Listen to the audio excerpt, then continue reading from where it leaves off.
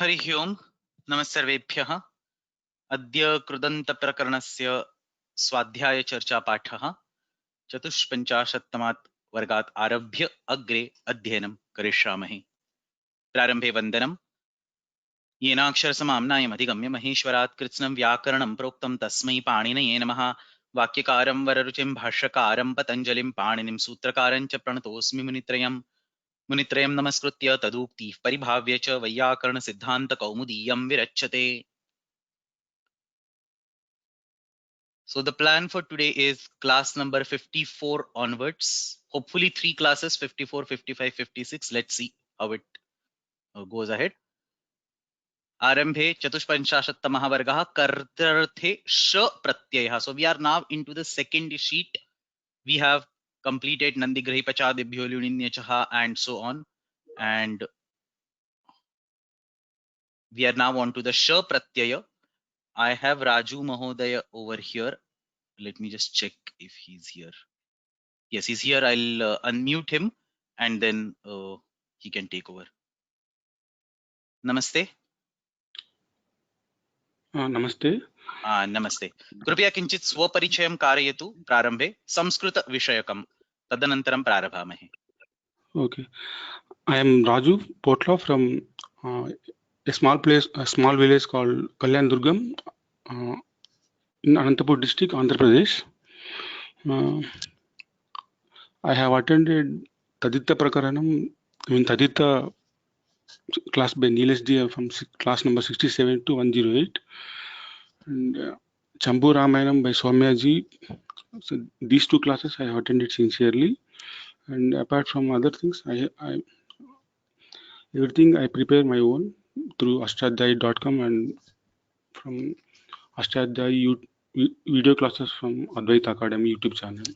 This is my background about Sanskrit. Today I am going to present 54.1, 55.1, 56.1. Okay. Yes, we can start. You will present first question and then the next volunteer will present the second question and then I'll come back to you for the first question of the next homework. Okay. So today's all three homeworks, the first question he will be presenting and second question we have other volunteers presenting. So you can start. Okay. The first question is Rupani Sasutram Sadhayata. The first question is Vindati iti Vindaha. The dhatu is Vidlu Labe Tudadi Ganaha. And Upadeshe Ajananashika it Taselopaha. So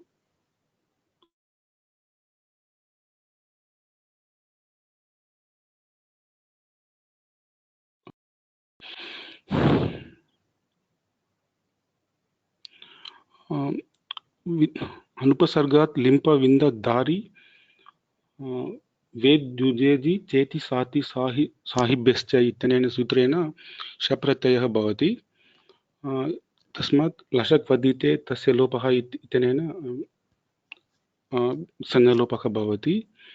So this is the first Sarvadhatuka Pratyaya we are encountering. So Tasmat Tudadibhya Shavikarana Pratyaya Bhavati.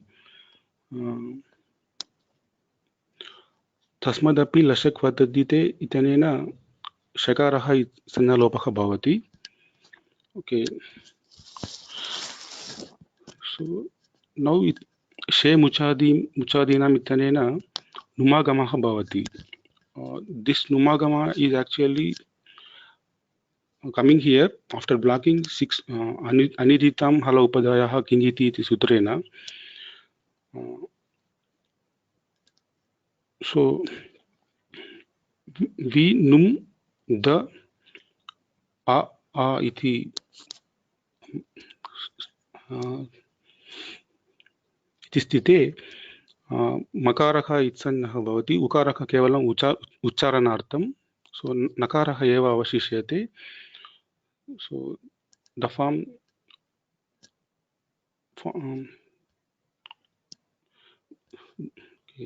वि न the आ इति स्थाने अतो गुणे भवति. इत्यस्मात् विन् the इत्र वि द मध्ये नकारः अस्ति.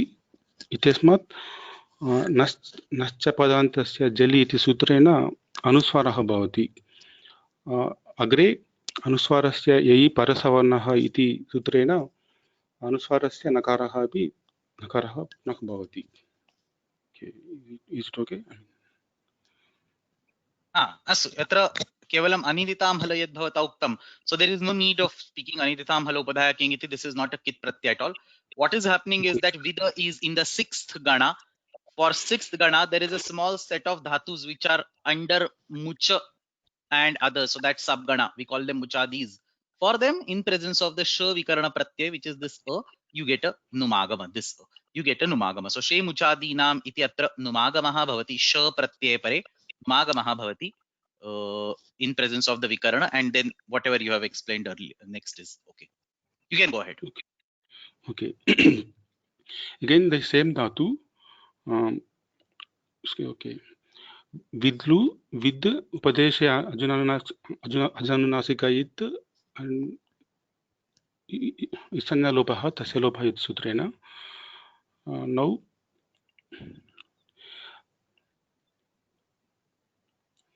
अनुपसर्गात् इति सूत्रं go here go इति उपसर्ग इति उपपदम् अस्ति। इत्यस्मात् इति 3.1.38 इति सूत्रे अनुपसर्गात् इति सूत्रस्थाने एकं वार्तिकम् अस्ति। गवादिषु विन्देः संज्ञायाम् इति वार्तिकेन शप्रत्ययः भवति। सो गाः इति द्वितीय बहुवचनम् अस्ति। कर्तृकर्मणोः कृति इति सूत्रेण हियर् द द्वितीय विभक्तिं बाधित्वा षष्ठी विभक्ति भवति। गो प्लस नस् इति सिद्ध्यति। gas is for षष्ठी, right? गाः इति अस्ति, तत्र बहुवचनम् अस्ति चेत् आम भवेत्. So if you are converting a bahuvachana to bahuvachana, it should technically be am. You get what I'm saying, right? Yes, right. But it doesn't matter. I mean, it's basically we are showing that it gets converted to shashti and then it gets removed. So supo dhatu pratipadikayo and so on, it goes away. There it should be nas only. I mean, see, this is bahuvachana, right? Yes. I mean, okay. So for bahuvachana, so for dvitiya bahuvachana, you should convert it to shashti bahuvachana, isn't it? Yes. So what is the pratyaya for shashti bahuvachana? Am, right? Okay. Tu aujas, am auchas, tabhyam bis, nyebhyam bhyas, gasibhyam bhyas, nas os am. So this is am. Gam vindati iti bhavet chit ngas bhavet. There is no, I mean, these are small minor details. Eventually that pratyay is going to go away by supo dhatu pratipadikayoho. But this should be am because you are starting with a bahuvachana, so you should have a bahuvachana over here. Okay. You get what I'm saying, right? Yes, I got it. Okay, agree. Next that ham supo dhatu pratipadikayoho iti sutrena lopah bhavati. Now this shakara istanya lopah bhavati lasakvadite tasya lopah iti sutrena. Now vikarana pratyayah agacchati tudadibhyah shah iti sutrena. Go with sha plus a. Again lashakvadite tasya lopah iti isanya lopah bhavati. Again at this stage we get she muchadinam go plus v plus num plus the plus a. Now this num halantyam and ukaraka is uchcharanartah, so tasya lopah bhavati. Go plus wind plus a iti shishyate. इत्यस्मात् ततो गुणे कृत्वा गो विन्दः wind इति सिद्ध्यति। नश्च पदान्तस्य जलि इति सूत्रेण गोविन्द इति अनुस्वारः भवति। इत्यस्मात् अनुस्वारस्य इ परसवर्णः इति गोविन्दः इति नकारः भवति।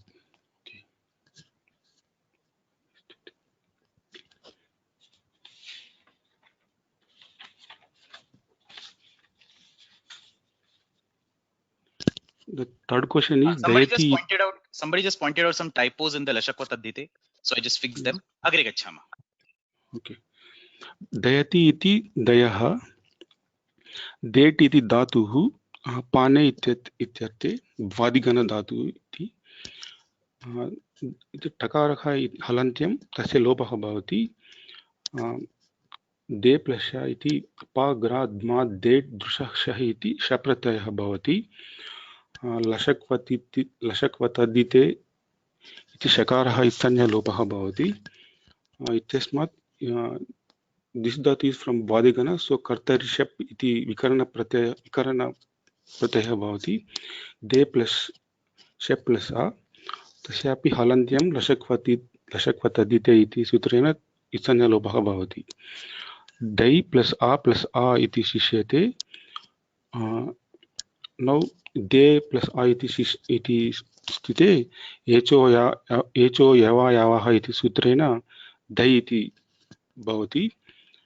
दै प्लस आ इति स्थिते अतो गुणे इति कृत्वा धया इति सिद्ध्यति.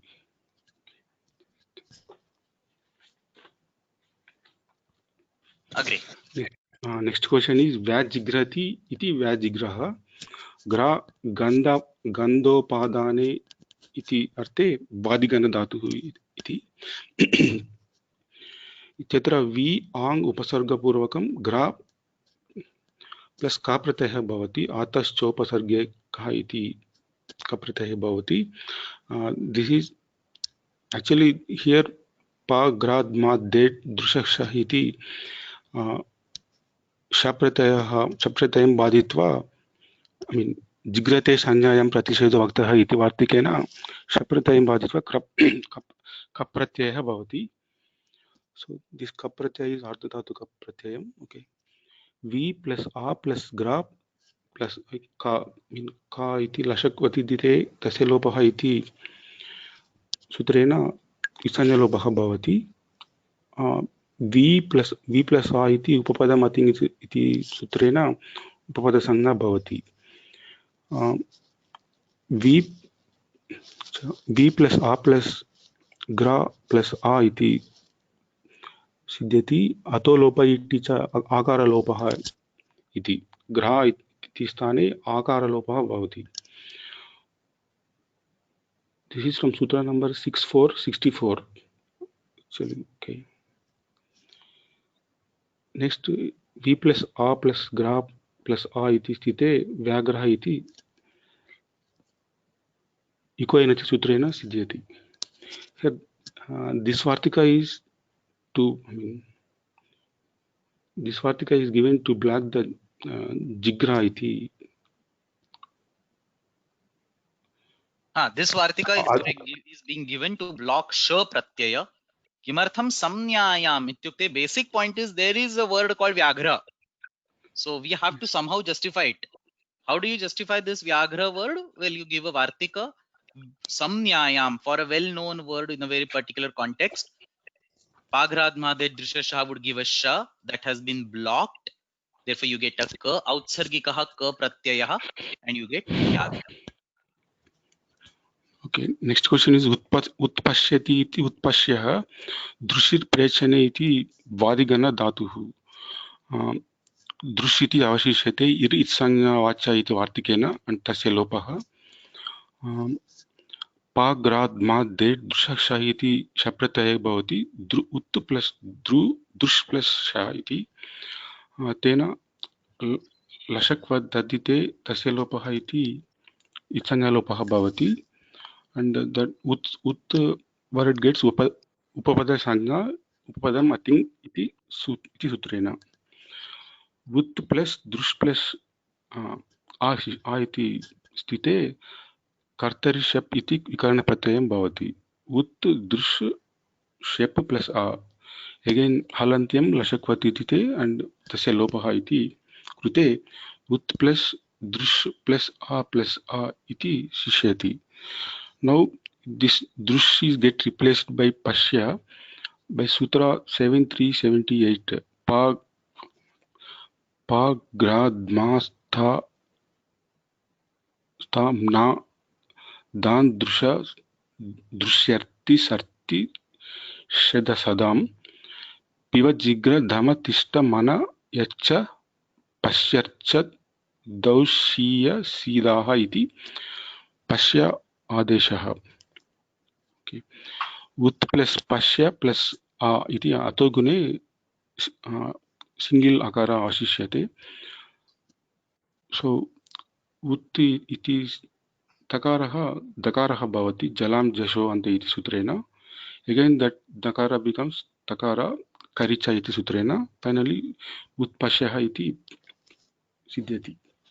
अत्र किं स्मर्तव्यं, this is if you just directly write उत्पश्य तत्र दोषपूर्णम् अस्ति. किमर्थम्? उत्त इति पदम् अस्ति, पदान्ते विद्यमानस्य झल् वर्णस्य नित्यं जष्ट्वे कृते झलां जशोन्ते इति जष्ट्वन् भवेदेव. So it does not require any other external nimitta. Many people think that, for example, we have vak plus isha, it will give vagisha because there is e. That is not correct. Vak is a standalone pada. It will automatically become vag without needing anything in it, purely by the sake of this ante word. Padante vidyamanasya jhal varnasya nityam jash varnadeshah bhavati. So uta has to be converted to uda, and then you look at the next letter, which is pa, which is a khar letter, and therefore as soon as you see a khar letter, the goes back to ta. So essentially we get the same form, but parjanyavat sutra lakshanam ityanena tatra prathamam jashtvam avashyam bhavati. तदनन्तरं पकारः अस्ति, अतः तस्य पुनरेकवारं चर्त्वं कृत्वा त इति सिद्ध्यति. अग्रे गच्छामः. Okay. Next question is दधति इति ददः दुदाय धारणपोषणयोः इति जुहोत्यादिगण धातुः. आदिर्निटुडवः हलन्त्यम् इति इच्छन्यलोपं कृत्वा धा इति अवशिष्यते. ददाति ददात्योर्विभाषा इति पाचिकशप्रत्ययः. पाचिका, otherwise this gets napratyayah with 31141 sha something. That is correct. It will get an pratyaya because you have dadati dadatyor vibhasha. The next question is all about this dadati dadatyor vibhasha, but let me just summarize it over here, that this is going to get a sha pratyaya optionally, which is being discussed over here. Okay, next धा plus लक्षक पद्धतिते तस्य लोपकृत्वे धा plus आ इति सिद्ध्यति. Next विकर्ण प्रत्ययम्. Okay, धा plus श plus आ इति कर्तरि शेप. ओके, जुहोत्यादिभ्यः श्लुः इति शप्रत्ययः श्लुः भवति.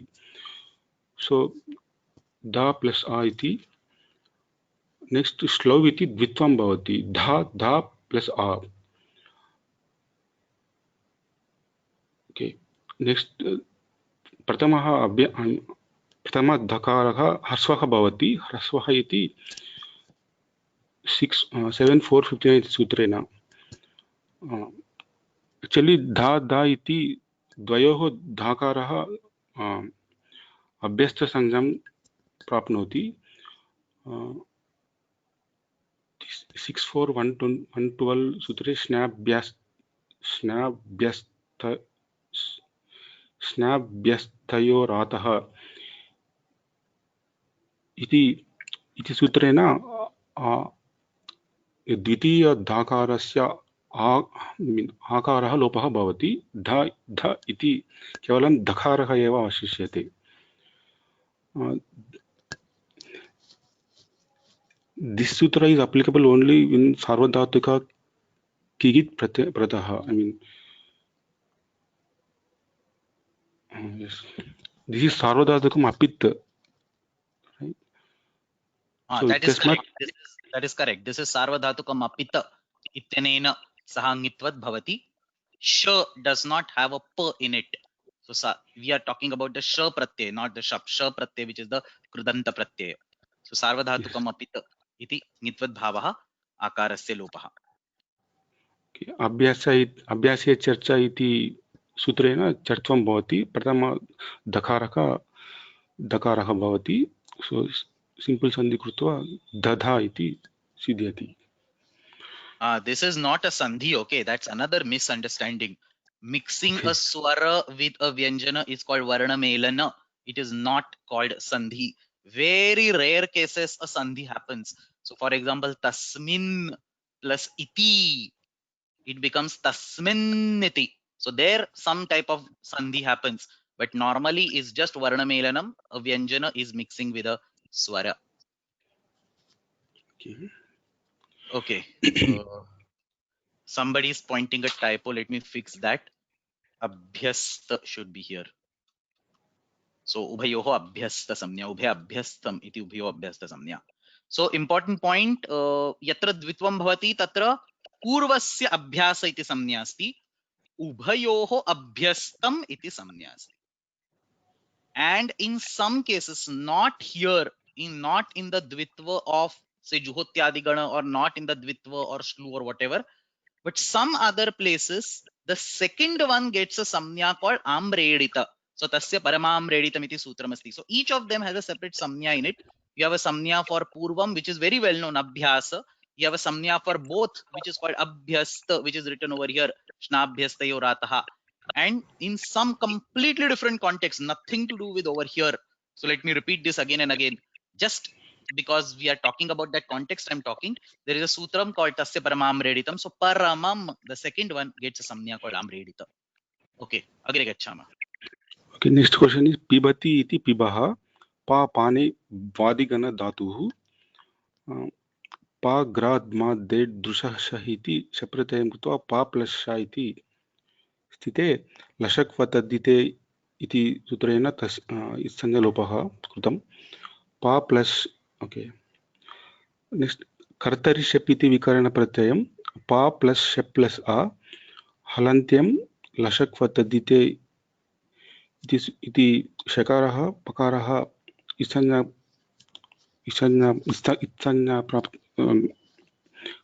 तस्य लोपः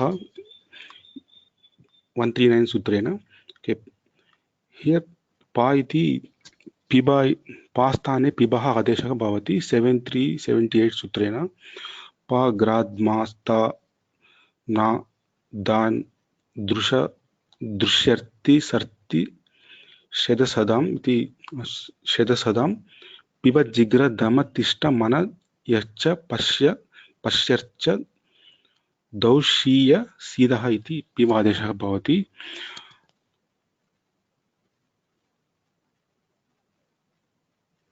Okay. See, what is happening over here is pa Okay, okay. ityasya full piba iti adeshah bhavati, tatra pakshadvayam vidyate. So some people say that it's a half piba. Why? Because gra will become half jighra. Dma will become dhamma. Stha will become tishtha. All these are halanta adeshas. Therefore, some people say pa also becomes pibba with a half ba. The problem with that is this pibba has a shapa pratyaya in front of it, so it can cause a puganta laghu padasya cha guna, causing peba, which is not desired. Then they have other ways to justify that angavritte punarvittava vidhav and so on. But simple paksha, a second paksha, a simpler paksha which does not go in those details, is that they say especially or exclusively for this pa to piba conversion, it is an adanta conversion. It is basically a full a is there. Now because it is a full adanta adesha, there is no question of puganta laghu padasya cha. At the end there is a, and before that there is ba, so there is no laghu padha question. And then a can be very easily absorbed by ato gune. So you have two applications of ato gune. One a gets absorbed in the second a gets absorbed in the first a by ato gune. The first a gets absorbed in the angasya akaraha by ato gune. So this is second way. Both of these are explained in Pagradma. I think in Bhashya also talks about it. Kashika also talks about it. But for now, it's okay to assume that pa becomes piba with a full bakara over there. Ha, vadatu. Okay, निलिम्पति इति निलिम्पः lip उपदेहे इति तुदादिगण धातुः उपदेशे अजानुनासिक इत्यनेन संज्ञालोपः भवति. Here Here anupasargat limpa vinda dari pari ved द्युजेदि चेति साति साहिभ्यश्च इति सूत्रस्थाने now लिम्पेः इति वक्तव्यम् इति वार्तिकेन नी उपसर्गात् लिम्प धातोः शप् प्रत्ययः भवति. This नी gets उपपदसंज्ञा by उपपदम् अतिङ् इति सूत्रेण. So नी लिप् शा इति स्थिते लशक् वददिते इति सूत्रे इति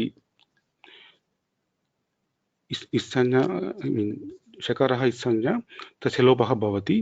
नी दिस् इस् तुदादिगण धातु. सो तुदादिभ्यः शः इति सूत्रेण शकारः विकरण प्रत्ययः आगच्छति.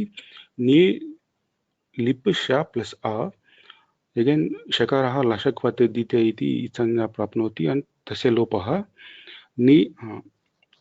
नी लिप् आ प्लस् आ इति स्थिते शे मुचादीनाम् इति सूत्रेण नुमागमः भवति. This नुम् is मकारहित्. सो निदचो अन्त्यात् परः इत्यनेन अन्तिमस्वरस्य परतः एव भवति. नी प्लस् ली प्लस् नुम् प्लस् प आ इति स्थिते मकारः हलन्त्यं उकारः केवलम् उच्चारणार्थं. सो इति नकारः एव अवशिष्यते. नी ली न प आ इति स्थिते अतो गुणे इति सूत्रेण एकः अकारः अवशिष्यते. सो नी ली न that nakarah gets anuswarah naschapadaantस्य jali iti sutrena. Again that anuswarah is converted into nakarah anuswarasya yai parasavarnah iti sutrena. And okay, finally nilimbah iti siddhyati. Next question is damati iti damaha. Dma शब्दाग्नि संयोगयोः इति वादिगण धातुः. पाग्राद्माद्दे दृशः शः इति शप्रत्ययः भवति. द्मा plus श इति स्थिते शकारः लशक् वददिते इति सूत्रेण शकारः इत्संज्ञा भवति and तस्य लोपः. दिस् इस् वादिगण धातु. सो कर्तरि शप् इति सूत्रेण शप् इति विकरणप्रत्ययः भवति. द्मा प्लस् शप् प्लस् आ. दिस् शकारः and पकारः इत्संज्ञा and तस्य लोपः. द्मा प्लस् आ इति स्थिते अगेन पाग्राद्मास्ता नादान् दृश्यर्ति सर्ति शदा सदां पिब जिग्रा धमा तिष्ठ मन यच्च पश्यर्च दौशीय सीदाः इति दम् आदेशः भवति. दम प्लस् आ इति स्थिते अतो गुणे कृत्वा एकः आकारः अवशिष्यते. Now it is वर्णमेलनं. वर्णमेलनं कृत्वा दम इति सिद्ध्यति.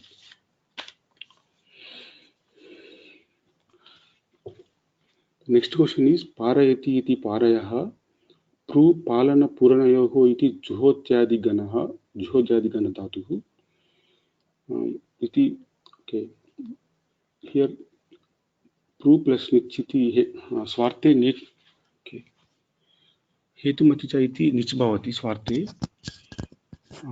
हियर चुटु हलन्त्यम् इति निकार नकारः चकारः इत्संज्ञा भवति तस्य लोपः. प्रू प्लस् इ अतो निति इति ऋकार वृद्धिः भवति. and also this उरन् रपरः इति सूत्रेण सः रपरः इति स्थिते पार् प्लस् इ इति भवति. पारि इति दिस् पारि गेट्स् धातु संज्ञा सनाद्यन्त धातवः इति सूत्रेण. Now, अनुपसर्गात् लिम्प विन्द दारि पारि वेद्युजेजि चेति साति साहिभ्यश्च इति सूत्रेण शकार शप्रत्ययः भवति. In this shakara is rashakpatite iti sutrena is sanja and tasya lopaha pari plus a iti siddhyati and kartari shep iti vikarana pratyayam bhavati pari plus shep plus a and in this shakara and pakaraha are halantyam and rashakpatite iti sutrena sanja prapnoti and tasya lopaha pari plus a iti sthite sarvadhatuka dhatuhayo iti sutrena गुणः भवति पारे plus आ plus आ इति. Here पारे plus आ इति स्थिते एचो यावयावः इति सूत्रेण पारै प्लस आ इति भवति पारया इति सिद्ध्यति. उत्तममस्ति. अत्र इणिच् प्रथमं भवति स्वार्थे. This has not to be forgotten. Anupasargat limpavinda, you have dhari, you have pari. So in both the cases you have, even further going ahead, you have इणिच्. It's a rijantat atra pratyvidhanam kritamasti. Dhanyavadah Mahoday. So we will go to the next question and then I'll come back to you when we go to the next homework. Thank you very much. द्वितीयः प्रश्नः शास्त्रचर्चा अस्ति. Satish ji, let me just confirm. Right, Satish ji is going to present this.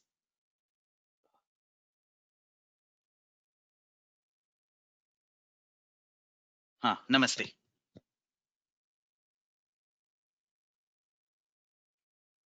Satish ji, are you there? You'll have to unmute yourself.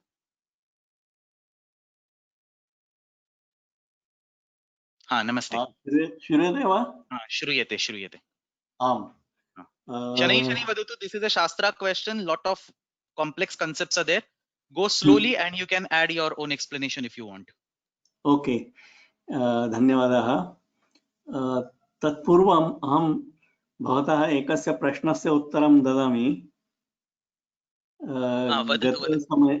गतसमये यदा अहं तृच् प्रत्ययस्य विषये प्रस्तुतवान् तदा भवान् पृष्टवान् आसीत् बुधकौशिक ऋषि अत्र सन्धि किमर्थं न भवति इति. तदा तस्मिन् समये तु मनसि केवलं प्रकृतिभावः सन्धि आगच्छति इति आसीत्. परन्तु प्रकृतिभाव अनन्तरं तेषां मेलनं तयोः मेलनं किमर्थं भवति समासः तद् ऋत्यक इति सूत्रमस्ति. सत्यं. तेन समासे अपि प्रकृतिभावः ग्राह्यः इति. Very good. So ruti akkaha iti asti only in the specific cases. I don't know whether अस्माभिः तस्मिन्नेव समये अस्य उत्तरं चर्चितं वा न इति इदानीं न स्मरामि. परन्तु न चर्चितम् अस्ति चेत् तत्र ऋत्यकः इति सूत्रमस्ति. तत्र केवलं ऋकारस्य विषये एव अत्र अक्वर्णात् परः यदा ऋकारः आगच्छति तदा एव एतादृशं वैकल्पिकं प्रकृतिभावं वयं कर्तुं शक्नुमः. अतः ब्रह्मर्षि इत्यस्य स्थाने ब्रह्मर्षि इति उच्यते चेदपि तत्र वरमेव अस्ति. सप्तऋषि इति अपि उच्यते चेत् वरमेव अस्ति. अस्तु, उत्तमम्. अद्य प्रारभामः. अस्तु, धन्यवादः. अत्र प्रश्नः कः अस्ति यत् भिन्नाः प्रत्ययाः सन्ति चेत् तेषु बहवः इत्संज्ञकाः वर्णाः सन्ति. तर्हि ते सर्वे कथं तेषां प्रयोजनं भवति, उपयोगः कथं भवति? तत्र यद् वार्तिकमस्ति नानुबन्धकृत सारूप्यं अस्य अर्थः केवलं अस्ति यत् सर्वे ये प्रत्ययाः सन्ति अथवा किमपि अस्ति तत्र प्रथमं कार्यमस्ति इत्वर्णानां निष्कासनम्. अनन्तरं यत् अवशिष्यते तेनैव अग्रे कार्यं करणीयं. तर्हि अहं यत् लिखितवान् येभ्यः प्रत्ययेभ्यः अनुबन्धः विधीयन्ते तेभ्यः प्रत्ययेभ्यः अनुबन्धान् निष्कास्य यानि रूपाणि अवशिष्यन्ते तानि निरनुबन्धकरूपाणि एव तेषां मिथः सावर्ण्यं निर्णयन्ति न तु सानुबन्धकरूपाणि। अहम् उदाहरणं दत्तवान् अच् क ण ट ह्र इत्येते प्रत्यया सकृत् पश्यामश्चेत् इत्युक्ते प्रथमदर्शने ते सर्वे सवर्णाः इति न प्रतीयते, परन्तु तेभ्यः ये इत्वर्णाः सन्ति क्रमेण च चकारः ककारः णकारः टकारः शकारः इत्येतान् सर्वान् इत्वर्णसंज्ञकान् अनुबन्धान् निष्कास्य सर्वेषाम् अ इत्येव रूपम् अवशिष्यते। एषः एव वस्तुतः प्रत्ययः। सर्वे संज्ञकवर्णाः केवलं प्रक्रियायाः दशायां किं कार्यं करणीयं तद् इत्वर्णसंज्ञकैः स्पष्टीभवति। अतः एते सर्वे प्रत्ययाः स्वरूपप्रत्ययः इति उच्यन्ते। एतेभ्यः सर्वेभ्यः वा स्वरूपविधेः प्रसक्तिः अस्ति, परन्तु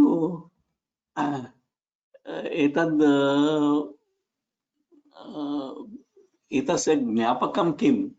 महर्षिणा तत्र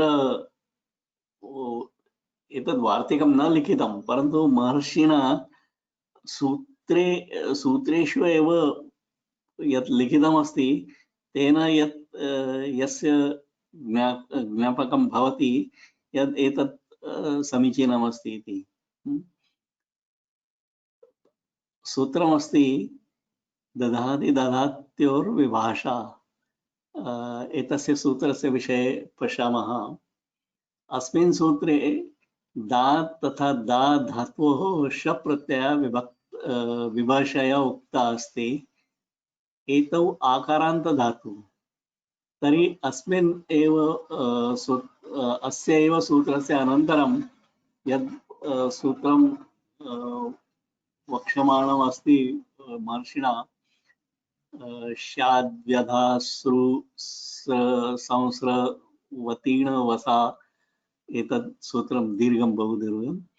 अस्मिन् सूत्रे शै अनन्तरं आत् इति अस्ति। स्यात् अत्र शै तथा आत्। आत् ग्रहणेन तदन्तविधिना आदन्तात् इति अर्थं स्वीकृत्य दा तथा धा धातोः अनेन सूत्रेण उक्तः ण प्रत्ययः अपि भवितुम् अर्हति। Now we have to prove that the pratyayas will be used only after discarding the it saunya varnaka. So here, to prove that Maharishi has used this proper this one, we take another way. We say no, that is the proposed the proposal is untrue, and we assume that the opposite is this one correct. So we assume that this nanubandhaka kruta sarupam iti paribhasha, this is false. So nanubandhaka कृतं सारूप्यम इति परिभाषा न स्यात् तर्हि न प्रत्ययः तथा श प्रत्ययः असरूप अभविष्यताम्. They will become asarupa. Then that surupa vidhi, that will not be there, this one. So asyam sthitau dadhati dadhatyor vibhasha ityasya sthane दधाति दधात्योः इत्येव सूत्रम् उच्यते चेद अपि वा स्वरूप विधिना न प्रत्ययस्य अपवादरूपेण तादृशः अपि श प्रत्ययः विकल्पेन भवेदेव. Means in that sutra, this vibhasha what Maharishi has given, that will become redundant. So विभाषा इति पदं व्यर्थं भवेत्. एतदेव व्यर्थं सत् ज्ञापयति यत्, I mean, Maharishi has not written anything which is redundant. So if we accept that Vibhasha is not redundant, then the na and sh, they have to be accepted as Sarupa Pratyaya. That means Pratyayaho Sarupa Nirnayah, Sarupatva Nirnayah, Itvarna Saundekan Anubandan Nishkasya Eva Karniyah. अनेन प्रकारेण ददाति दधात्योर्विभाषा इति सूत्रे विद्यमानं विभाषा इति पदं नानुबन्धककृतमसारूप्यम् इत्यस्य ज्ञापकरूपेण स्वीक्रियते इति निर्णयः भवति.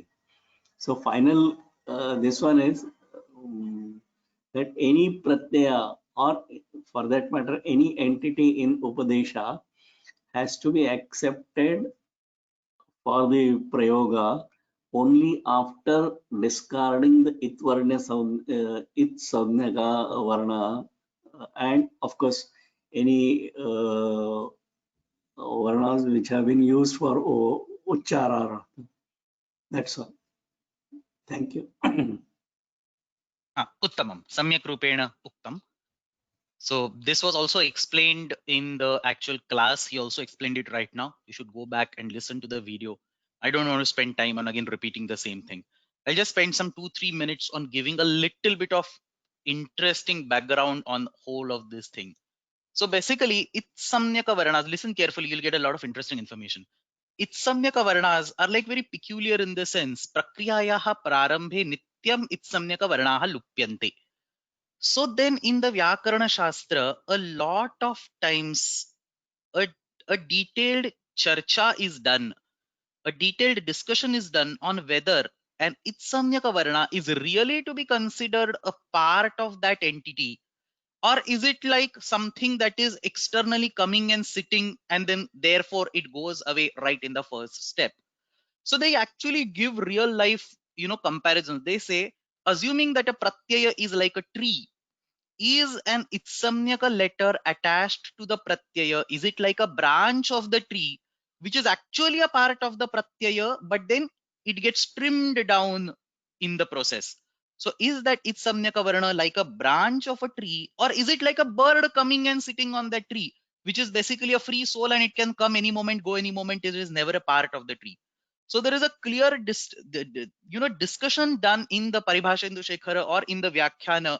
Vrukshasya shakha rupena itsamnya, exact these examples have been given.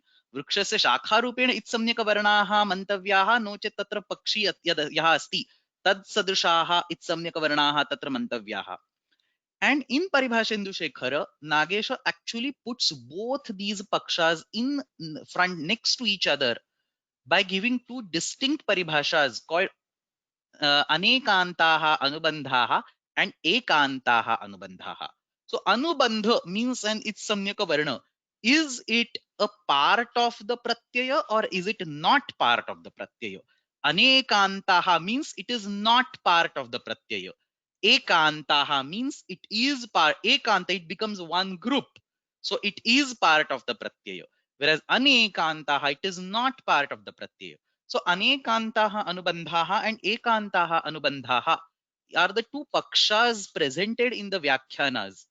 And the anekantaha anubandhaha paksha is actually suppressed. He says that the correct paksha is ekantaha anubandhaha. The anubandha has to be considered a part of the pratyaya itself.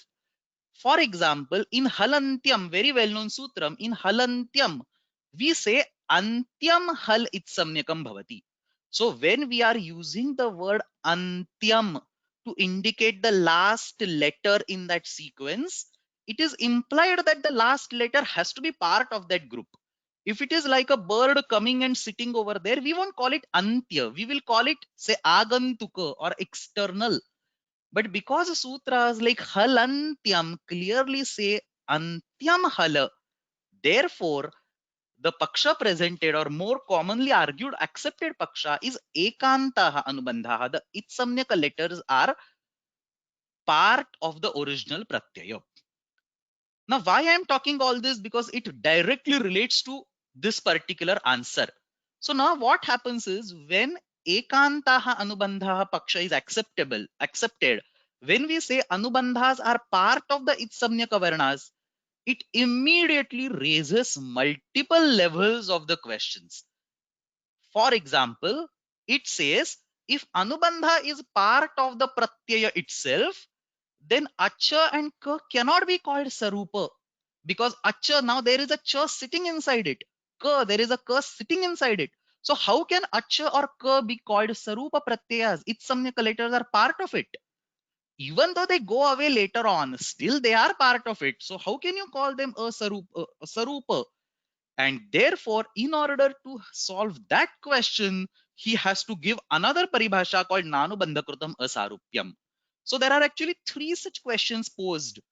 First, if the itsamnyaka varnas are part of that particular pratyaya, then why are itsamnyaka varnas removed before the adi and anta varna of the pratyaya is to be considered?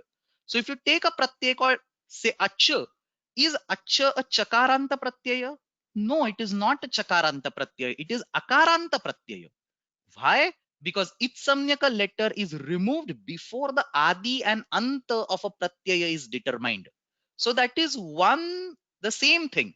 Whether the adi and the anta letter, how do you determine adi and anta letter?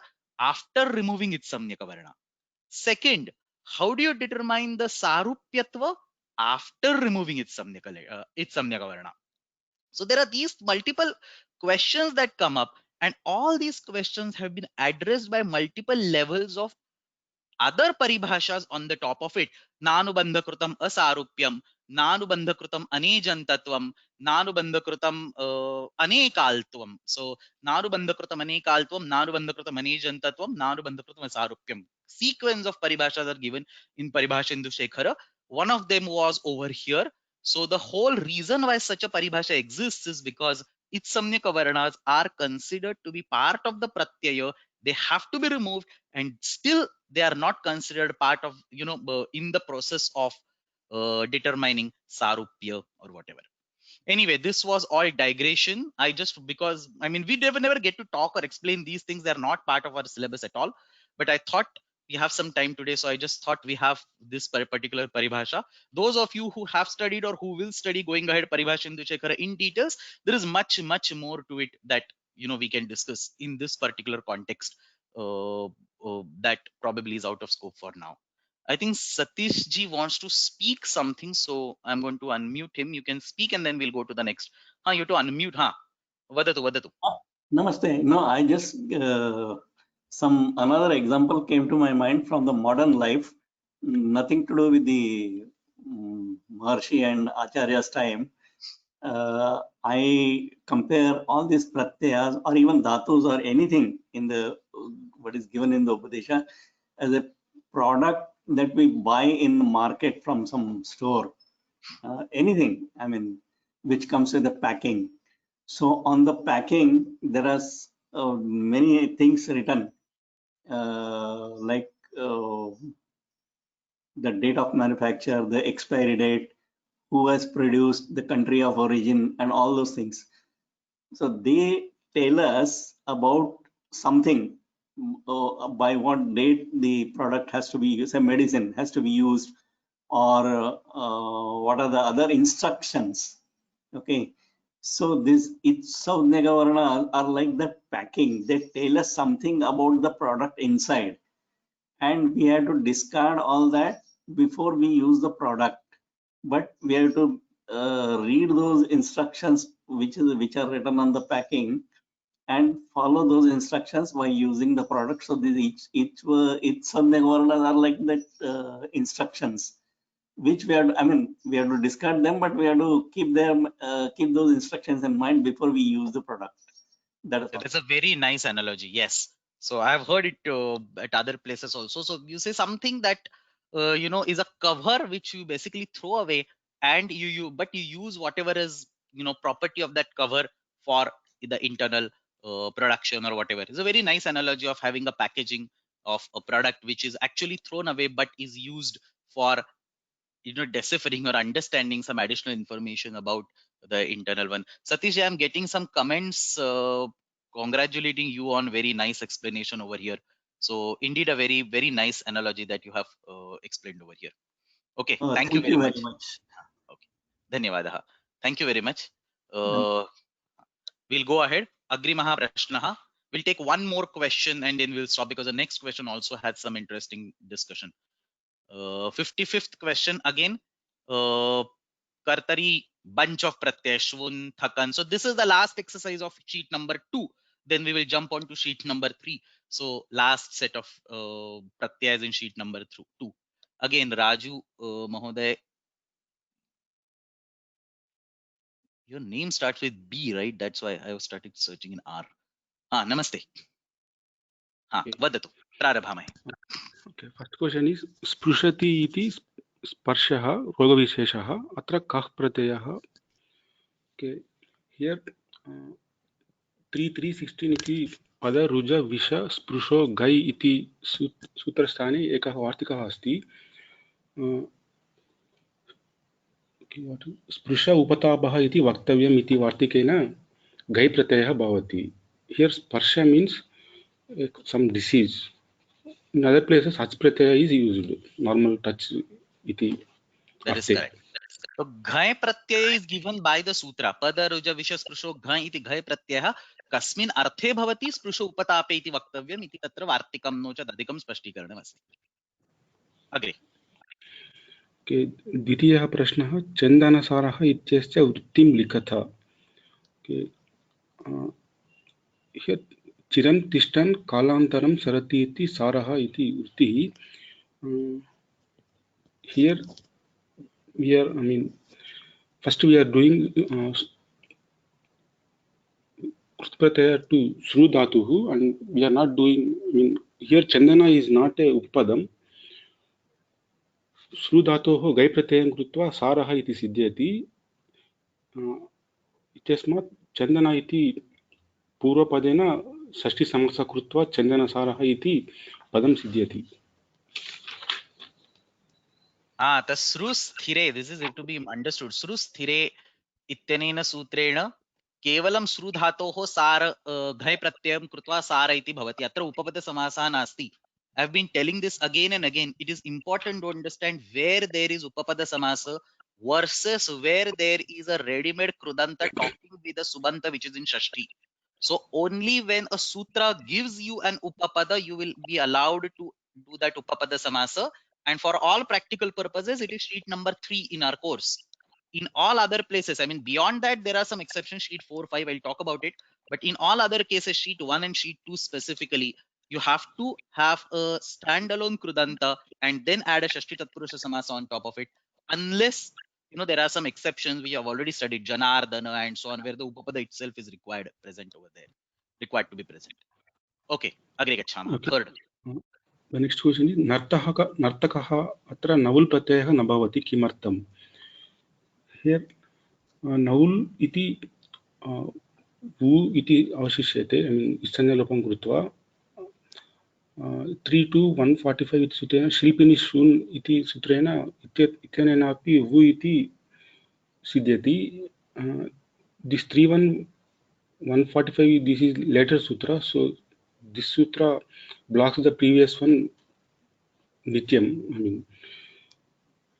Shun pratyayah nityam navul pratyayam bhavati. अणुवुल् प्रत्यय न भवति इति अर्थः. रजिका तथा रजकी एतयोर्मध्ये को भेदः. रजि धातोः शून् प्रत्यय शिल्पिनि शून् इति सूत्रेण शून् कृत्प्रत्ययं कृत्वा रजक इति सिद्ध्यति. इत्यस्मात् नीश् इति स्त्रीप्रत्ययं कृत्वा रजकी इति सिद्ध्यति.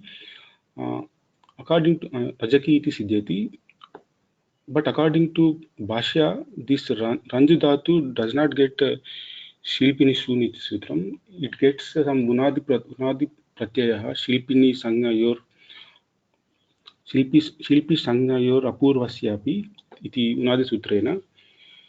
By doing this Unadi, Rajaka iti siddhyate, but here we get a top pratyayam. This is Quin, so kun, so this does not get nish pratyaya. So the rajaka that is derived from unadi pratyaya, if that gets top pratyayam, it gets rajika iti rupam siddhyati. In both cases, tasya stri iti arte rajaki iti rajaki iti rupam siddhyati. So basically the question is, who does the whatever washing or whatever coloring, that whatever blue coloring of clothes and all that, for cleaning the clothes? So who does that whole process? The female person who does that process. In some cases, it is called rajaki, according to say Panini and Vartikakara. But according to Bhashyakara, you get rajika. So that's the difference. The female person who does the process of laundry or coloring or whatever, cleaning the clothes, different context, will be called rajika or rajaki. But if you have a rajaka, which is the masculine part of that particular activity, and if you take his wife, who herself may not be doing that work, she will always be called rajaki. This is the punyoga dakhyam. So this will always give a nisha pratyay, giving rajaki. Agree. The next question is takan pratyaye nakarasya kim prayojanyam. By Sutra 61197, nityadir nityam iti sutrena कृदन्तस्य आदिस्वरः उदात्तः भवति. Okay. That is correct. You can go ahead. Yes. Okay.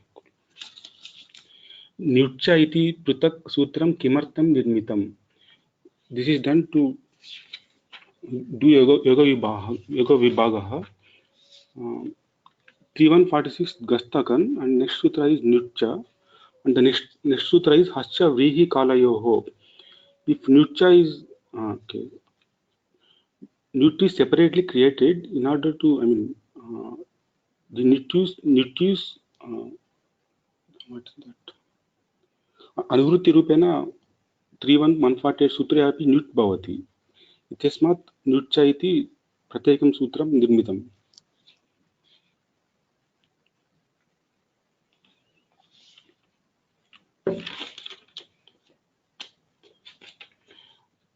Is it okay?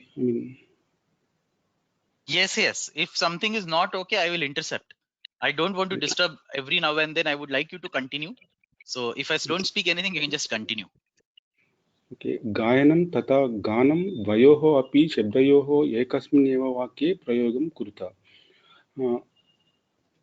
Here गायनः means कर्ता, गायनं means karma. Okay. Here the Hanuman itoopi रामकथागानं श्रोतुम् इच्छन् गायनं तुलसीदासम् अपृच्छत्. अस्य किञ्चित् स्पष्टीकरणं करोतु वाक्यस्य. कथं गानशब्दः प्रयुक्तः अस्ति, कथं गायनशब्दः प्रयुक्तः अस्ति, कः अर्थः इति. If you want, you can explain in English or preferred Sanskrit. रामकथागानम् इति this is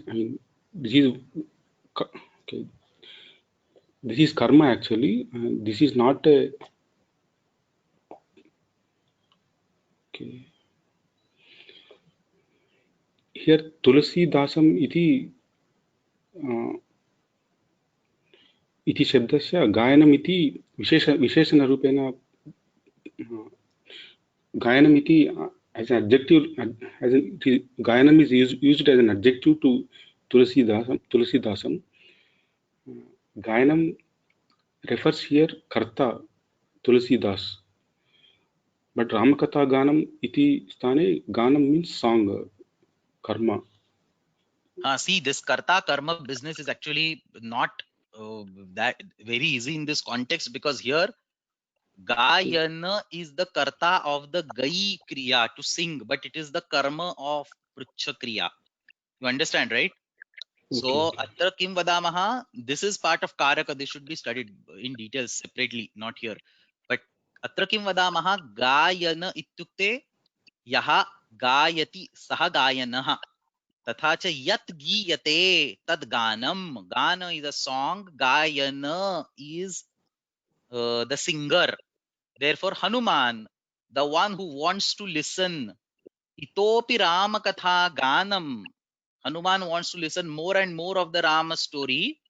So such an Hanuman who is going to ask, Tulasidasa was singing these stories. So Tulasidasa is now Gayanaha. Tam apruchat. So Tulasidasam Gayanam apruchat. Iti atra artha. Okay, next. Okay. Next, कर्तृत्वे प्रयुज्यमानस्य हायनशब्दस्य द्वौ अर्थौ कौ? जहाति उदकम् इति हायनो व्रीहिः. This is derived from the dhatu ahok tyage by sutra hascha vrihi kalayoho iti. Okay. This means grains actually. Jihite bhavaniti hayanam varsham. This is derived from the dhatu ohang gatau. This means the objects in the world go away with time. Asminarte, this hascha vihi kalayoho iti sutra nititi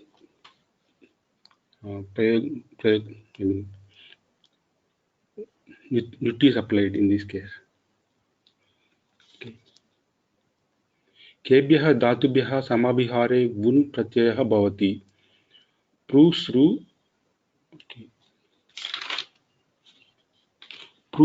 लवः समाभिहारे वुन् इति सूत्रेण केवलं प्रूस्रु लवः इति त्रीणि धातोः एव वुन् प्रत्ययः भवति. प्रूगतौ वादिगणधातुः, श्रुगतौ इत्यपि वादिगणधातुः, लुय् छेदने इति क्रियादिगणधातुः. Last question is जीवति सः जीवकः, जीवतात् सोऽपि जीवकः, द्वयोर् मध्ये को भेदः? जीवति सः जीवकः इति नवुल् प्रत्ययेन it is derived from the नवुल् Pratyaya. whereas जीवतात् सोऽपि जीवकः इति आशिषि च इति सूत्रेण it is derived from the आशिषि च इति सूत्रेण with वुन् प्रत्ययः. Okay. Astu, dhanyavadah. So we will go to the next question. I don't think we are going to come to exercise 56 today. Or maybe we can, if time permits, we can come to the first question. There are only 5 questions in exercise 2. Let's see. Samayah avashishyate chet agachamah punah. No chet shwaha. Astu. Agre gachamah. One quick note that I want to mention. We do have, like, I also mentioned this on the Google group. I got a lot of positive and kind of negative feedbacks on personally back on my recent note on the Google group. So but I'm happy we still have an attendance of 30 today in the class. So all our regular attendees are over here, and I would like each one of you to continue attending the class. But in addition, I would like you to spend some time in studying on your own and preparing for at least one homework question. So this time all the slots are full. So fortunately we don't have an empty slot. Next time, when in November, December, January, whenever we conduct the next session of homework discussion, I would like all the new names appearing over here to write, to volunteer on the priority basis and write their name at least for one question. I mean, you can write for whatever number of questions you want, at least for one question, because the material is so complex that only waking up on Thursday and Friday morning and sitting here and learning and then coming back on next Thursday, that's not going to cause any kind of gain other than probably some entertainment for 3 hours a week.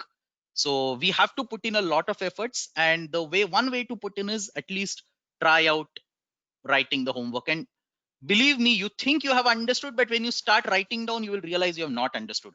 So many times this has happened to a lot of our regular attendees who tell me this, that they thought they understood it, but when they started writing down, it was evident that they did not understand.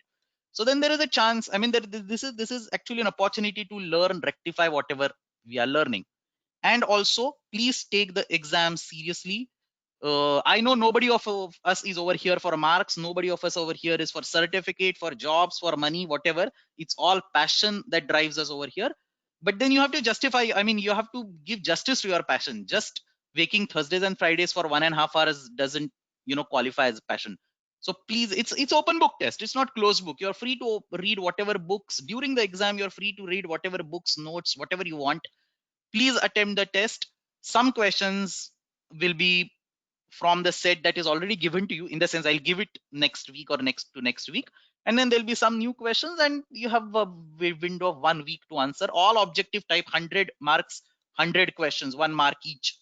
So please attempt this exam, study for it, try to find out what are your weak points, and then focus on them. You can always write to me with whatever questions you have.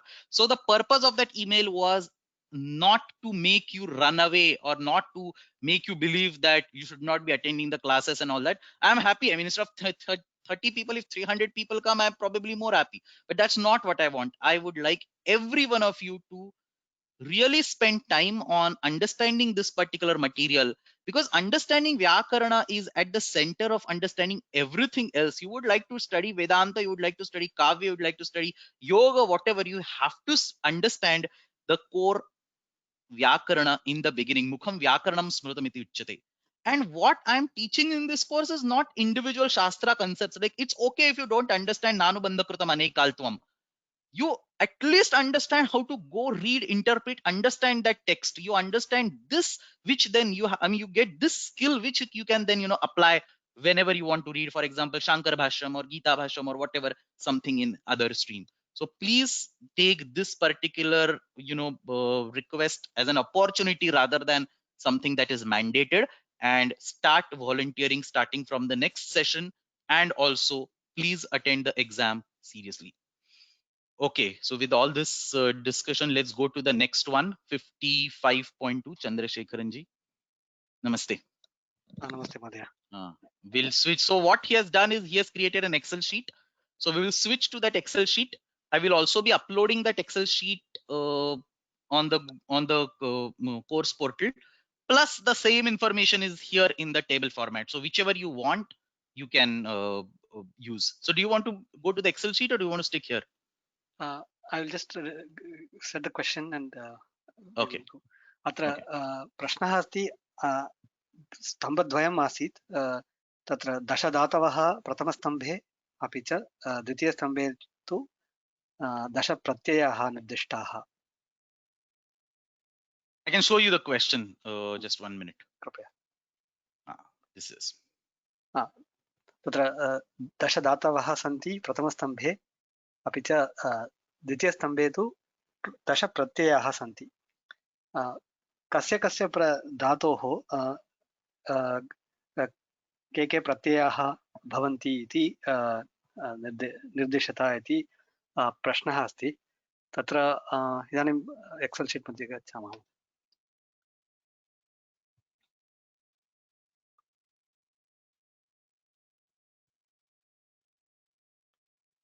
Let me just zoom out. Zoom out this because it's not visible.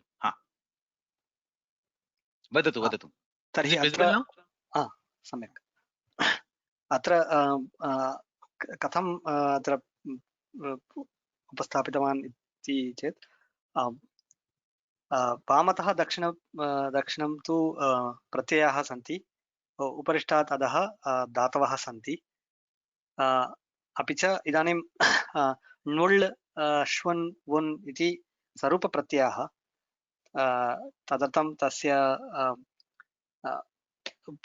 एकेन वर्णेन निर्दिष्टः अस्ति. अपि च अच्, क, ण, श, घञ् एते प्रत्ययाः अकारः एव प्रत्ययः. तत्र ते अपि स्वरूपाः प्रत्ययाः सन्ति. तर्हि वयं जानीमः स्वरूपविधिना एकः एव प्रत्ययः भवितुमर्हति, परन्तु वयं पश्यामः कथं वा रूपद्वयमपि सिद्ध्यते इति. प्रथमं तु णुल् प्रत्ययः तत्र सर्वधातुभ्यः विधीयते, अपि च अच् प्रत्ययः अपि सर्वधातुभ्यः विधीयते।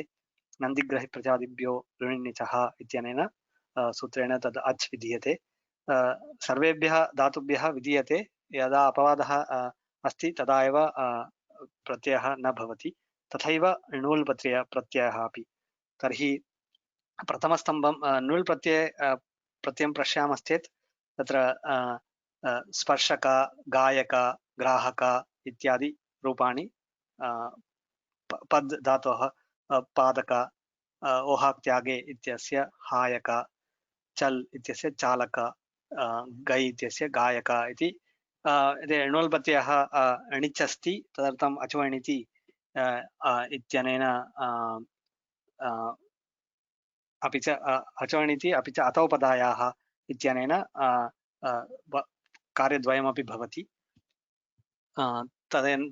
अनन्तरं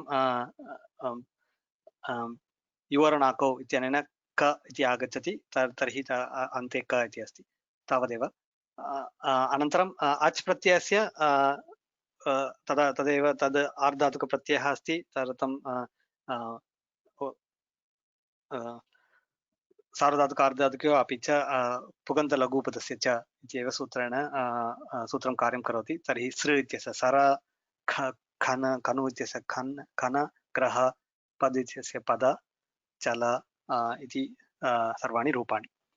इदानीं वयं वामतः दक्षिणं गच्छामः। सृ इति धातुः अस्ति, तत्र वुन् प्रत्ययः विधीयते प्रसृल्वः समभयारे वुन् इति साधुकारित्वम् इत्यनेन। तर्हि सरकः, सरक इति रूपं भवति। वुन् प्रत्ययः इदानीं स्वरूपप्रत्ययः अस्ति णुल् प्रत्ययस्य, तर्हि णुल् प्रत्ययं बाधित्वा अपवादत्वेन सरक इत्येव रूपम्, एकमेव रूपं भवति वुन् सरक इति। तर्हि तत्र णुल् प्रत्ययस्य सारक इति रूपं न भवति। अपि च इदानीम् अकारप्रत्ययस्य सर इति अच् प्रत्ययः विधीयते एव। घञ् प्रत्ययः अपि विधीयते, कालं सरति इति सारः इति रूपं। तत्र सृस्थिरे इति सूत्रेण कालं सरति इति विशिष्ट अर्थे घञ् प्रत्ययः भवति। तर्हि अन्यस्मिन् अर्थेषु अन्येषु अर्थेषु सर इत्येव अच् प्रत्ययः एव विधीयते। तर्हि तदर्थमेव अत्र अकार प्रत्ययः सर अपि च सार इति रूपद्वयमपि सिद्ध्यति। इदानीं स्पृश् धातुं स्वीकुर्मः। तत्र स्पर्शक इति णुल् प्रत्ययः।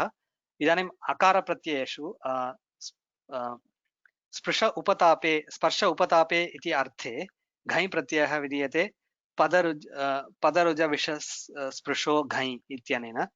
तर्हि उपतापे इति अर्थे एव, उपतापः इत्युक्ते ज्वरः, तत्र उपतापे इति अर्थे एव स्पर्श इति रूपम्। अपि च इदानीं स्पृश धातुः इगुपतः अस्ति, इगुपत धातुः अस्ति। तत्र इक् वर्णः अस्ति, ऋकारः इक् वर्णः अस्ति उपधायां। तर्हि इगुपदज्ञाप्रीकरकः इत्यनेन स्पृश् इति धातोः क प्रत्ययः विधीयते। तत्र ककारः अस्ति, तर्हि तस्य गुणनिषेधः, तदर्थं स्पृश इत्येव रूपम्। अतः अच् प्रत्ययं बाधित्वा इगुपदज्ञाप्रीकरकः इति सूत्रम् अच् प्रत्ययं बाधित्वा कप् प्रत्ययं विधीयते। तर्हि स्पृश इति रूपम् अन्येषु अर्थेषु, उपतापे इति अर्थे स्पर्श इत्येव रूपम्, अन्येषु अर्थेषु स्पृश इति कप् प्रत्ययरूपम्। इदानीं न्या इति स्वीकुर्मः। तत्र न्या इति वु प्रत्ययस्य न्यायक इति णुल् एव। प्रत्ययेषु इगुपद ज्ञाप्रीकिरकः इत्यनेन ज्ञा इति तत्र परिगणितम् अस्ति, परिगणितः धातुः अस्ति, तदर्थं ज्ञ इत्येव रूपं तत्र आतो लोप इति च इत्यनेन आकारः लोपः भवति ज्ञ इत्येव रूपम् अकारेषु तथैव अच् प्रत्ययं बाधित्वा ज्ञ क प्रत्ययः विधीयते ज्ञ इति रूपम् इदानीं खन् धातोः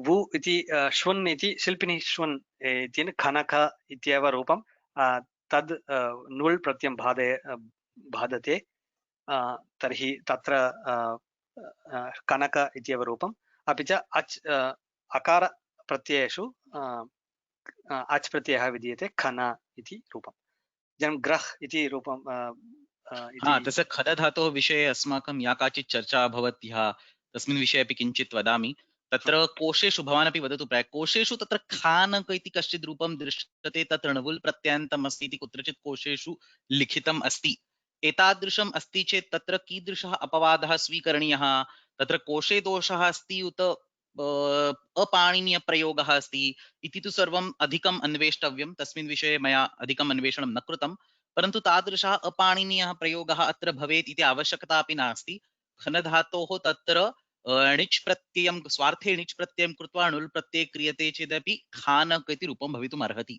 अतः खानक इति किञ्चित् साधुरूपम् अस्ति इति कुत्रचित् कोशे उच्यते तस्य कथञ्चित् साधुत्वं पाणिनीयपद्धत्या ज्ञापयितुं शक्यते अस्यां स्थितौ अपाणिनीयप्रयोगनिर्माणस्य इत्युक्ते श्वुन् प्रत्ययं बाधित्वा पुनः णुल् प्रत्ययविधानस्य न किञ्चन प्रयोजनं तथापि यदि कुत्रचित् व्याकरणस्य ग्रन्थेषु इत्युक्ते कृदन्तरूपावली इति सर्वं न that is just a listing that can have typing mistakes परन्तु व्याकरणस्य शास्त्रग्रन्थेषु यदि कुत्रचित् केनचित् वैयाकरणेन पण्डितेन उक्तमस्ति खनधातोः णुल् प्रत्ययः भवति श्वुन् प्रत्ययं बाधित्वा तर्हि तदपि वयं स्वीकरिष्यामः इदानीन्तनकाले एतावत्पर्यन्तं मम वाचने एतादृशं पाठने वाचने किमपि नास्ति अतः इदानीं खनधातोः श्वुन् प्रत्ययः एव भवेत् णुल् प्रत्ययान्त खानकरूपं साधयितुं तत्र निजन्तात् णुल् प्रत्ययं कृत्वा रूपं सिद्धिं भवितुम् अर्हति इति एव मत्वा वयम् अग्रे गच्छामः खन् धातोः स्वार्थे कथं णिच् भवति कथं णिच् भवति इत्युक्ते रूपसिद्ध्यर्थं तत्र किमस्ति णिच् प्रत्ययः प्रायः बहुषु धातुषु स्वार्थे भवितुम् अर्हति णिच् प्रत्ययस्य विषये तत्र नियमः एव एतादृशः अस्ति बहुत्र स्वार्थे इत्युक्ते णिच् प्रत्यये कृते अपि धातौ परिवर्तनं न भवति इति तादृशः नियमः एव अस्ति अत्र उभयथा दृश्यते विना णिच् प्रत्ययम् अपि मूलधातुः एव प्रयोजकरूपेण प्रयुज्यते तादृशाः प्रयोगाः अपि सन्ति नो चेत् तत्र णिच् प्रत्यये कृते अपि तत्र मूलधातोः परिवर्तनं न भवति निवृत्तप्रेषणात् धातोः प्राकृतेऽर्थे णिजुच्यते इति वाक्यपदीयम् इत्यस्मिन् ग्रन्थे अस्मिन् विषये स्पष्टीकृतमस्ति सामान्यरूपेण णिच् प्रत्ययः इर्रेग्युलर् अनियमितः प्रत्ययः अस्ति अनियमित इत्युक्ते अर्थस्य चिन्तनं क्रियते चेत् बहुषु स्थलेषु प्रयोगसिद्ध्यर्थं स्वार्थे णिच् प्रत्ययः भवितुम् अर्हति इति ग्रन्थेषु उच्यते कौमुद्यामपि बहुत्र एतादृशम् उक्तमस्ति इत्युक्ते किम् अपाणिनीयः प्रयोगः इत्येव अस्माभिः चिन्तनीयं तर्हि स्वार्थे णिच् इति वरं णुल् प्रत्ययः श्वुन् प्रत्ययस्य बाधकरूपेण तत्र आगच्छति इति प्रायः अधिकम् अपाणिनीयं स्वार्थे णिच् प्रत्ययस्य अपेक्षया इति अत्र चिन्तनं किमर्थं स्वार्थे णिच् प्रत्ययः इति संकल्पना तत्र कौमुद्यामपि अस्ति शेखरे अपि अस्ति बहुषु ग्रन्थेषु एतादृशं वाक्यपदीये इत्यस्मिन् विषये विस्तरेण उक्तमस्ति परन्तु श्वुन् प्रत्ययं बाधित्वा तत्र सरूपः णुल् प्रत्ययः भवेत् वा इत्यस्मिन् विषये कुत्रचित् न किमपि उच्यते अतः खानक इत्यस्य साधुत्वं ज्ञापनीयं चेत् स्वार्थे णिच् प्रत्ययं कृत्वा स्वार्थे इत्युक्ते अर्थपरिवर्तनं न कृत्वा यथा चुरधातोः स्वार्थे णिच् भवति तथैव अत्र खनधातोः अपि चुरादिगणे खनधातुः अस्ति इति मत्वा चुरादिगणः आकृतिगणः अस्ति इति उच्यते द 10th गण इज कॉल्ड आकृतिगण many of you might not know it so which means प्रयोगमनुसृत्य सर्वे धातवः चुरादिगणे सन्ति इति उच्यते so I think in Madhavya Dhatuvritya or something there is some गणपाठ shloka which says सर्वे धातवः भ्वादि प्रभृतयः क्रादि पर्यन्तः सर्वे धातवः चुरादिगणे सन्ति इति वक्तुं शक्यते एतादृशं क्रियते चेत् तत्र अपाणिनीयं किमपि नास्ति तादृशमेव खनधातुः दशमगणे अस्ति इति मत्वा तस्मात् स्वार्थे णिच् अपि भवितुम् अर्हति so what I am saying is स्वार्थे णिच् is an easy situation to justify staying inside the Paninian framework Whereas allowing a wool and allowing a shvun together is definitely a contradiction to the sarupa nyaya that we have been talking about. Astu? अस्तु, धन्यवादः। Agre gacchami. तर्हि ग्रह धातुः नुल् प्रत्ययः ग्राहक इति रूपम्। इदानीम् अच् अपि च ग्रह्यादि गणे अस्ति इति कृत्वा णिनि अपि तत्र प्रत्ययः भवति, तर्हि ग्राहिन् इति रूपम्।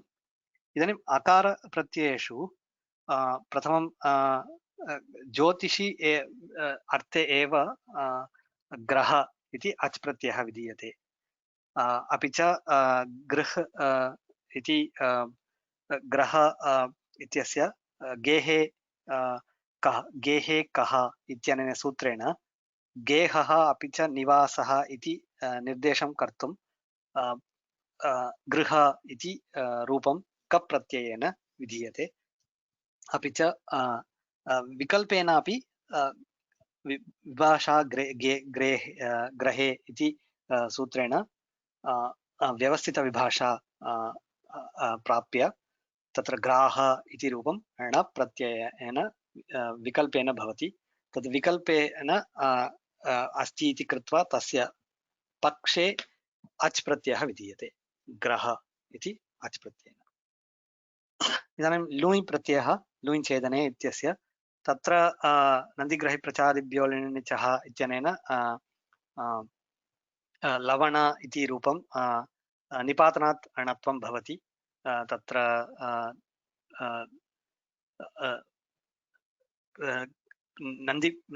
नन्द्यादिगणे अस्ति इति कृत्वा तत् ल्यु इति प्रत्ययः। तर्हि अपि च निपातनात् णत्वं लवण इति रूपम्। अपि च साधुकारित्वं अस्ति, तर्हि वुन् समभिहारे वुन् इति कृत्वा लवक इति रूपं। तद् नुल् प्रत्ययं बाधते, तर्हि लवक इति रूपं नुल् प्रत्ययः रूपं नास्ति, नुल् प्रत्ययान्तरूपं नास्ति।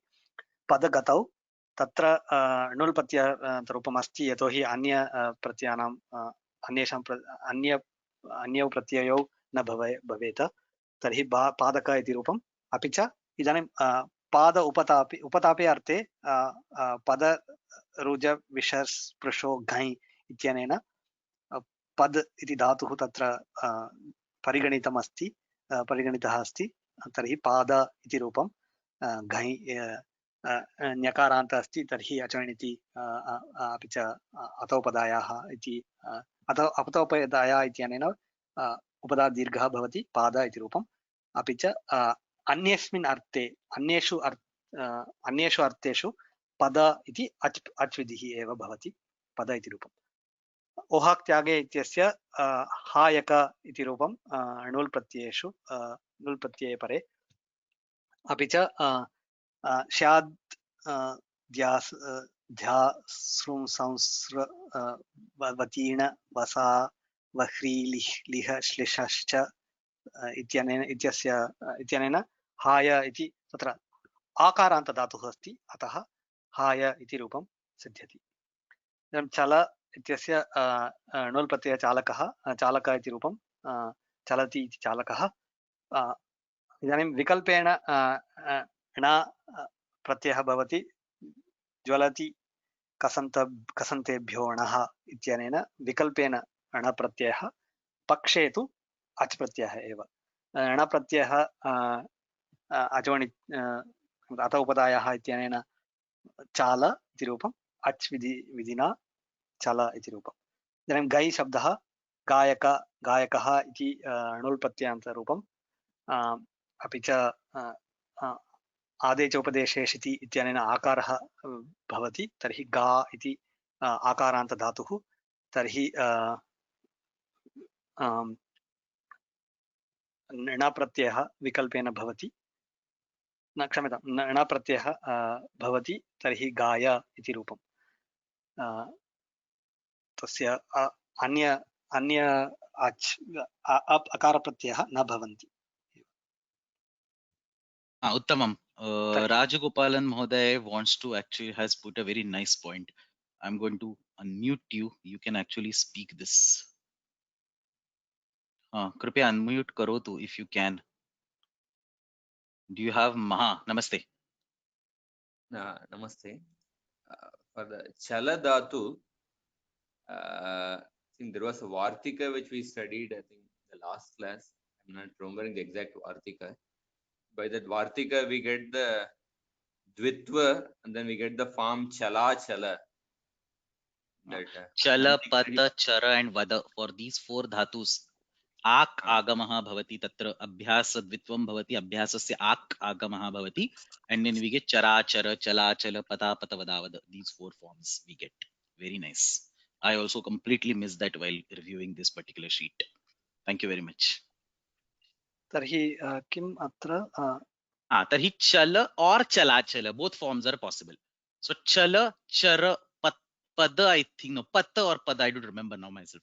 But Vada, these four dhatus are there which optionally get a Dvitva and Abhyasasya Ak iti agamaha bhavati. Ataha Chala Chala iti api rupam bhavitum arhati. But that is given by a Vartika, not directly over here by Sutra. So if you are restricting yourself to Sutra, it's okay Chala. But ach iti pratyayah tatra prashne पृष्टः आसीत्, सूत्रं तु नासीत्, अतः अच् प्रत्यये परे तत्र चल इत्यस्य द्वित्वम् अभ्यासकार्यं विकल्पेन आक् आगमः चलाचल इति अपि रूपं सिद्ध्यति. अस्तु, धन्यवादः. पुनः तत्र शीट् एक्सेल् शीट् गच्छामः, तत्रैव एकं वारं वक्ष्यामि. कुत्र? This one?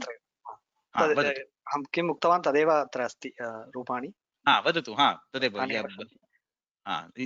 डिफरेंट फॉर्मेट, भिन्न रूपेण स्थापितानि सन्ति. That is an Excel sheet which is, I think, easier for us to go through and understand. But this Excel sheet we could not accommodate in this particular document. So those of you who want to take printout of the answers for later review and all that, exactly the same information is present over here. I'll add that Chala Chala form also over here. Chala form also needs to be added. I'll add those 2-3 missing forms over here, and then I'll upload this. So that's it. Adya samayah tu navashishtah. Adya atraiva samapayamah. Shvastanavarge 56, 57. I think we completed 2, 54, 55 today. Tomorrow's class 56, 57, if possible 58. Otherwise we'll continue in the next week. So samapayamah. Shvaha asmineva samaye punah vargah bhavishyati. Ashtadhyayi जगन्माता यस्य चित्तात् समुत्थिता वेदानामुपकाराय तस्मै पाणिनये नमः. शब्द ब्रह्म समाराध्य कृतवान्यो विलक्षणं सर्वाश्चर्यमिदं शास्त्रं तस्मै पाणिनये नमः. येन धौता गिरः पुंसां विमलैः शब्दवारिभिः तमश्चाज्ञानजं भिन्नं तस्मै पाणिनये नमः. धन्यवादः.